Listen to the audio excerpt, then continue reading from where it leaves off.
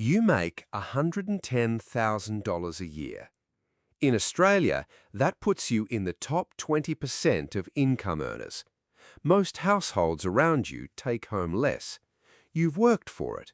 The early mornings, the career moves, the years of grinding at something. They paid off. But here's a question worth sitting with. If someone asked you right now to write your actual net wealth number on a piece of paper, not your salary, not your house value, not your super balance, the single number that represents everything you own minus everything you owe, how confident are you in that figure? Because for a lot of Australians earning $110,000 at 45, that number is significantly smaller than the income suggested it would be. Not because they spent recklessly, not because they made catastrophic decisions, but because $110,000 in Australia has a very specific trap built into it, a structural problem that looks like success from the outside, but quietly stalls wealth building for an entire decade. This video runs the real numbers on that trap and exactly what has to change before you hit 55. Let's start with what $110K actually puts in your pocket.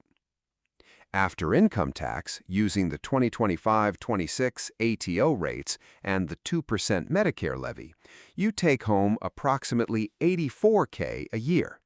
That is $7,000 a month. $7,000 a month sounds like a lot. It is a lot. It's more than most Australian households earn altogether. But here's what that number actually means. $7,000 is where every conversation about your wealth starts. It is not where it ends. Because everything in your financial life, your mortgage, your savings, your investing, has to be funded from that one number. And when you run the calculation honestly, the picture changes fast. If you're 45 on $110K, there's a good chance you bought property somewhere in your late 30s or early 40s. In Sydney or Melbourne, that purchase probably cost between $900K and $1.2 million. You put together a deposit, borrowed heavily, and started paying it down. Say your remaining mortgage balance today is $750K. At current variable rates, sitting around 7% after 3 RBA rate hikes already this year, your monthly repayment is approximately $5,300. $5,300 a month out of $7K before you've bought a single bag of groceries. What's left is $1,700. From that $1,700, the typical 110K household in a major Australian city is covering groceries at $700 to $800 a month, car costs and insurance adding another $500 to $600, health insurance around $300, phone and internet at $150, and school fees or children's activities absorbing $400 to $600 depending on the household. Do that arithmetic out loud. The money is gone. In many households, it's more than gone. The monthly surplus available for actual wealth building, an ETF portfolio, extra super contributions, anything that compounds outside the mortgage, is sitting at zero, or close to it. That is not a lifestyle problem. That is a structural problem, and a 110K salary does not automatically solve it. Now, super. This is where most earners in this bracket switch off. Super is handled, it goes in automatically. And it does. Your employer is paying 12% of your salary as the super guarantee. On 110K, that is $13,200 going into your fund every single year.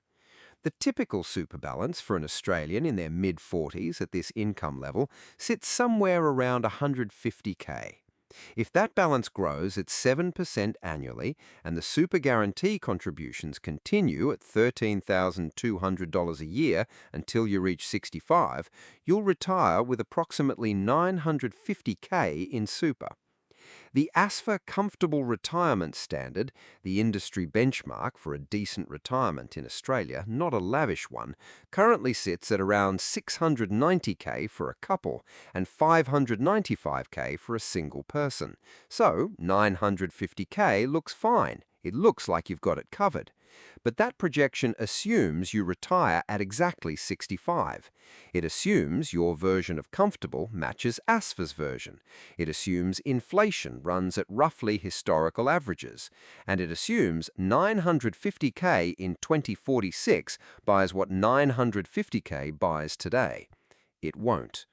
Super is a foundation. It is not a complete retirement strategy, and treating the super guarantee as a finished plan is one of the most expensive defaults this income bracket quietly makes.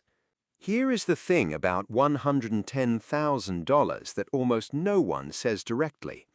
It is the most financially dangerous income bracket in Australia for long-term wealth building. Not because of what it fails to provide, because of exactly what it does provide. It gives you just enough to feel financially safe, just enough to carry a large mortgage on a decent property, just enough to fund a life that genuinely looks, from the outside, like you've made it. And the moment the life looks like you've made it, the urgency that once drove you to build wealth quietly stops. Compare two people. One earns 70k. They feel the squeeze every month. The discomfort is obvious and it forces action. By 45, they've built an $85,000 investment portfolio outside of super because not investing felt worse than the inconvenience of investing. The urgency was undeniable. The person on 110k, no visible urgency.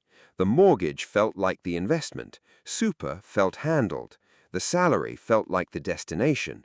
The portfolio never started.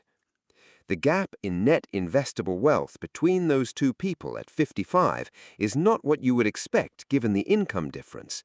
In many cases, it runs in favor of the 70k earner, not because 70k is better than 110k, but because the person who felt comfortable stopped building.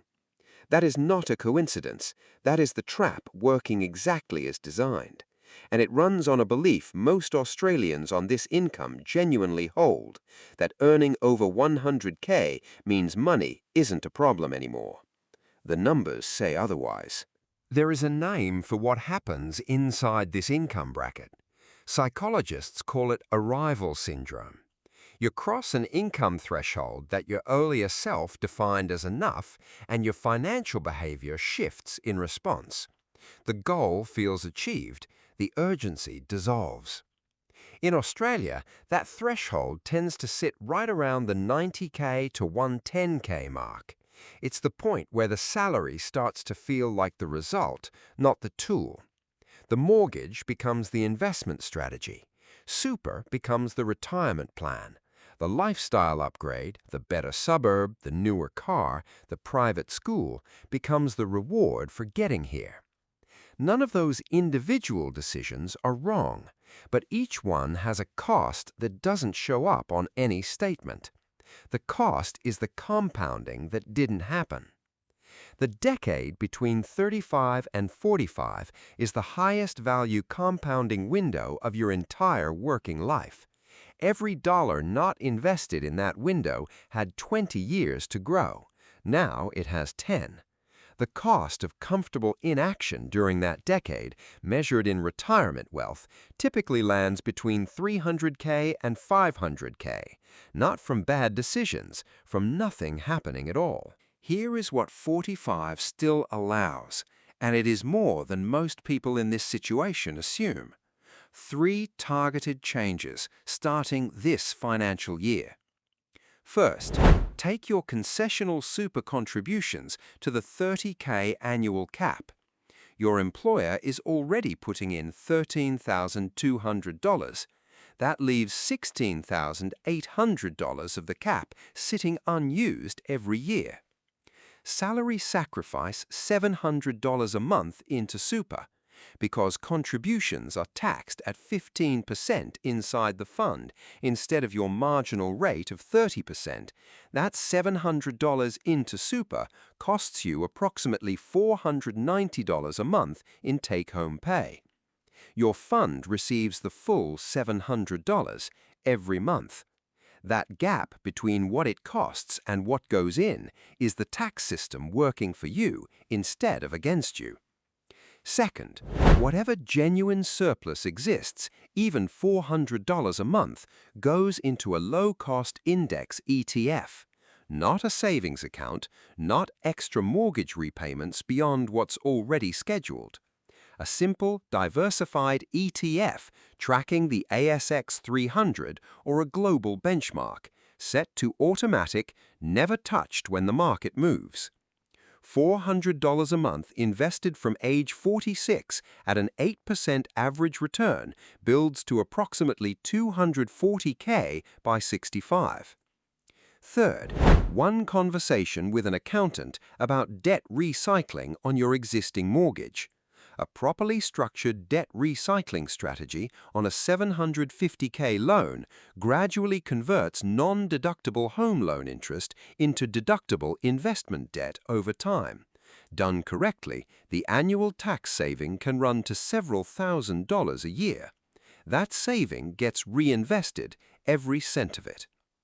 Run those 3 changes from age 46 to 65. Do not vary them. Do not pause when the market drops.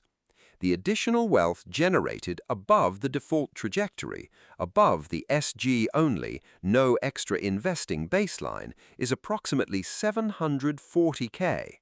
Not from earning more, from restructuring what you already earn. If you're on $110,000 at 45 and the honest answer to "where do I actually stand" was uncomfortable, that discomfort is the most useful thing you've felt about money in years. One step to take this week. Open your Superfunds app or log into your account online. Find your current balance, then run the ASFA retirement calculator at moneysmart.gov.au with your real number. Then ask whether that trajectory matches the retirement you've actually been imagining. Most people who do this exercise are surprised. Most of them do something about it. That is the wealth blueprint for the $110,000 earner at 45. Subscribe if this gave you a clearer picture, because the Australian Wealth Blueprint series runs the real numbers across different incomes, ages, and professions. Next up is the same exercise for a 32-year-old on 80K. The window is wider, the opportunity is bigger, and the numbers are very different.